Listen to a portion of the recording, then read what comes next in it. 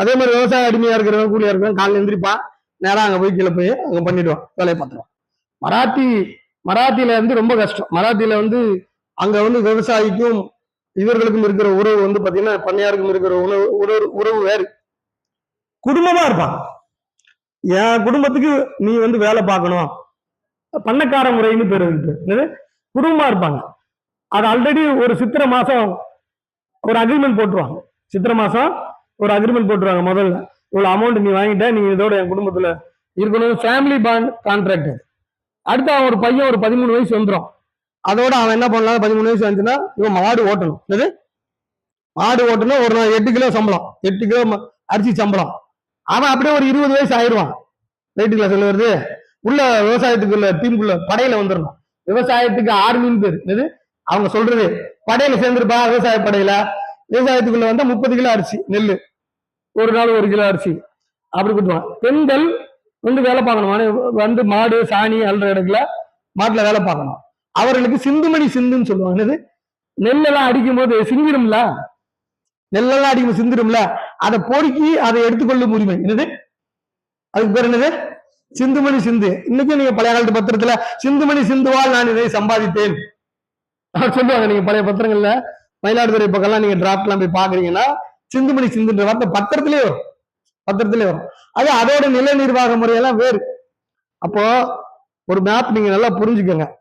Right, 800க்கு முன்னாடி மராத்தியர்கள், பாளையக்காரர்கள், நவாபுகள் இப்படி கலந்து ஒன்று கட்டி பகுதிக்கு பேரா இருந்தது.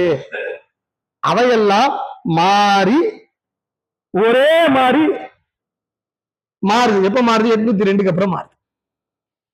ரைட்டுங்களா?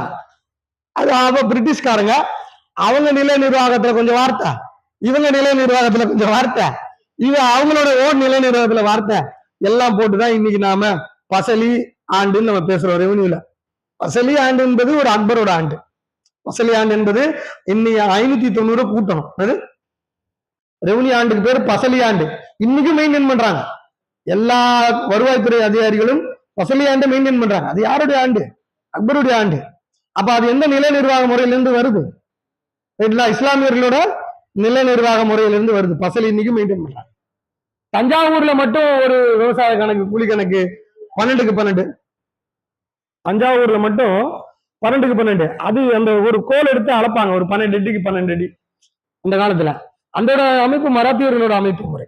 இப்படி ஒவ்வொரு பகுதியும் நீங்க புரிஞ்சுக்கிட்டு இப்படிதான் இருந்திருக்குன்ற மேப், நீங்க அடையாளங்கள், மிச்ச சொச்சங்கள், அது வரலாற்று கழிவுகள், அதாவது அங்கங்க தோங்கி இருக்குது. நீங்க பாத்தீங்கன்னா புரியும், அது ஆய்வு செய்யுங்க.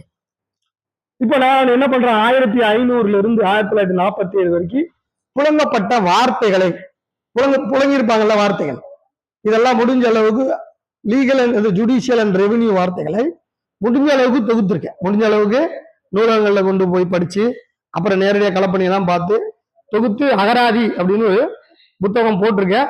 படிக்கணும்.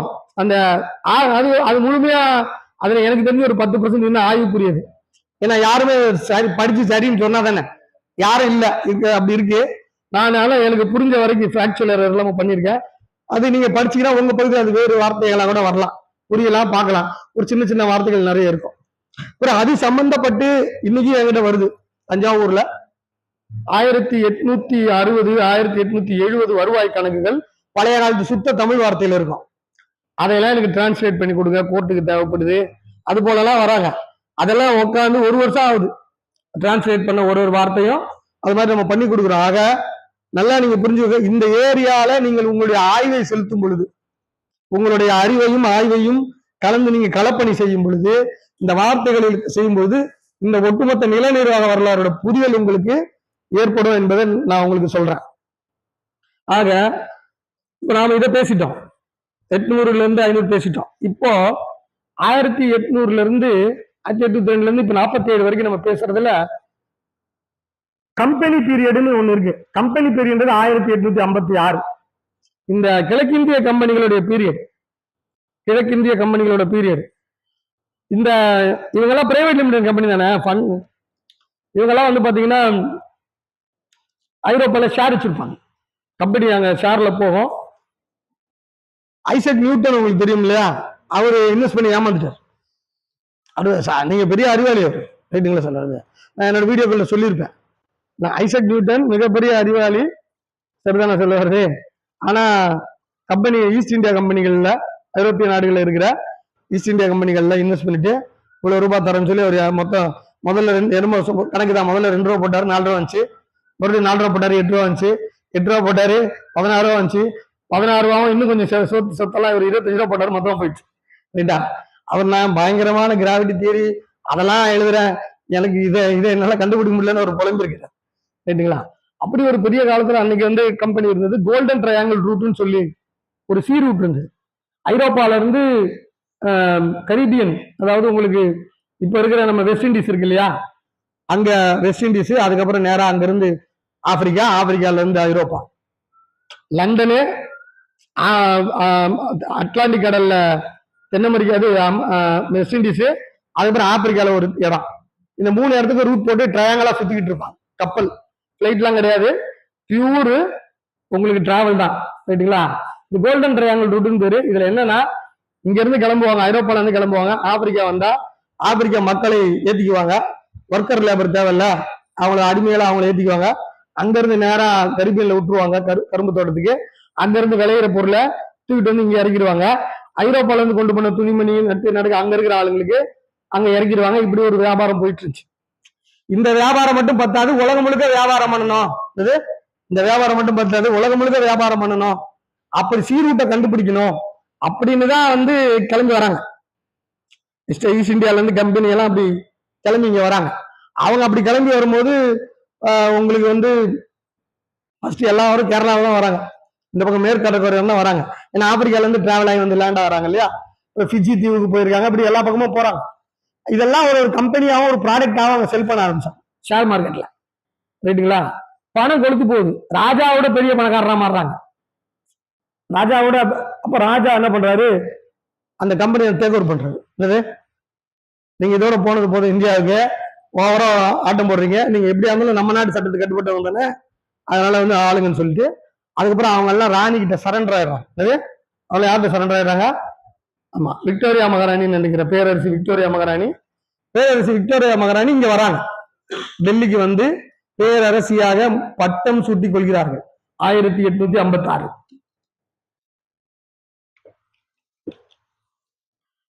இப்ப இதுக்கு முன்னாடி இருக்கிற நிர்வாகம் எல்லாம் நம்மளையெல்லாம் ஒரு ப்ராடக்டா பார்த்தாங்க. நம்மளையெல்லாம் வந்து ஈஸ்ட் இந்தியா கம்பெனி ஒரு ப்ராடக்ட், மக்கள் ஒரு ப்ராஃபிட்டா பார்த்தாங்க.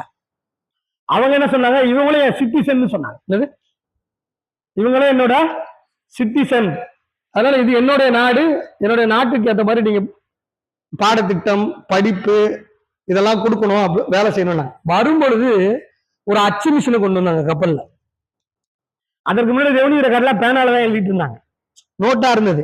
ஒரு வரைபடம் கையாலே வரைப்பாங்க, கிராம வரைபடம்லாம் கையாலே வரைஞ்சிருப்பாங்க. அவங்கதான் ஒரு நல்ல மிஷின் கொண்டு வராங்க.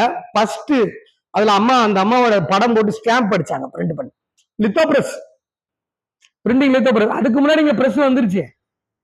ரைட்டுங்களா? அது இந்த அளவுக்கான பிரஸ் கிடையாது, ராணி கொண்டு வந்தா சரியான பிரஸ். அதுக்கு முன்னாடி உங்களுக்கு பைபிள் அச்சடிக்கப்பட்டது, பிரஸ் வந்துச்சு. நம்ம இதுல பேர் என்ன, தரங்கம்பாடியில வந்து உங்களுக்கு பிரெஞ்சு ஜெர்மன் பாதிரியார்கள்லாம் வச்சு தமிழ் பைபிள்லாம் அடிச்சாங்க.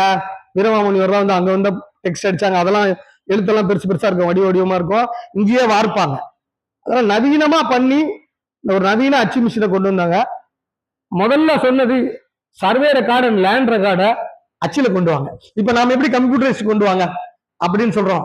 அன்னைக்கு மிகப்பெரிய புரட்சி அது. எப்போ 1886ல அச்சானதாலதான் அன்னைக்கு இன்ன வரைக்கும் நமக்கு டாக்குமெண்ட் அச்சால வரைஞ்சிட்டு இருந்தாங்க. இப்ப இது கூட கிடைக்காது. கரெக்டான அந்த ஜாகிர் ரெக்கார்டெல்லாம் எழுத்தாளானது பெரிய அளவுல கிடைக்காது. மிஷின் வந்து இறக்கி அவங்க சர்வே ஆஃப் இந்தியா ஆரம்பிச்சு சர்வே பண்ண சொன்னாங்க. சர்வே பண்ணி லேண்டெல்லாம் அளந்து ரெக்கார்டெல்லாம் கொடுக்க சொன்னாங்க. அப்போ மறுபடியும் ஒரு 56ல வந்த உடனே இங்க இருக்கிற சார்லஸ் ட்ரிவில்லியன் அப்படின்ற கவர்னர் ஜெனரல், இங்க இருக்கிற மெட்ராஸ்ல இருக்கிறவரு, யாருக்கிட்ட போனாலும் இதை இனாம்னு சொல்றாங்க. நான் சொன்ன 1802 கணக்கு எழுதும் போது அவன் இனாம்ட்டான். ஏன்னா ரெக்கார்டு தான் இல்ல, அந்த மாறுது இல்ல, நிறைய பேர் மாதிரி சொன்ன மன்னவேடு இது எங்க இடம், அவங்க ரெக்கார்ட்ல அவங்க பேரை ஏத்திட்டாங்க. இப்ப கூட பாருங்க இந்த சர்வே எல்லாம் ஆகி ஆன்லைன் ஆக போகுது, டவுன் சர்வே ஆக போகுது. நீங்க கம்முன்னு தூங்கிட்டு இருப்பீங்க, பக்கத்து எடுத்துக்கிற அவன் பேரை போட்டானே ரெக்கார்ட்ல அது போயிடும், நீங்க வாட்டு உட்காந்துருக்க வேண்டியதான். ரைட்டுல அது மாதிரி சேஞ்சஸ் நடக்குதுல்ல, அதுல டாப்ல இருக்கிறவங்க அவங்க பேரை மாத்திக்கிறாங்க. அது போல சார்லஸ் வில்லியம் 802 நிறைய பேர் இனாம்னு வந்துட்டாங்க. ஒரே குழப்பமா இருக்கு, யாரை கேட்டாலும் வரி கொடுக்க மாட்டேன், காலங்காலமா அது நாங்க இனாமு அப்படின்னு சொல்லிட்டு இருக்காங்கன்னு ஒரு குழப்பம் வருது. அதை தீக்கணும்னு சொன்ன பிறகுதான். அதுக்கப்புறம் WT Player, GN Taylor, 2 ICS officer. நாங்க மெட்ராஸ் பிரசிடென்சி முழுக்க டிராவல் பண்ணி போய் எது இனாம், இது கோயிலுக்கான தேவதான இனாம், இது தர்மதாயம்,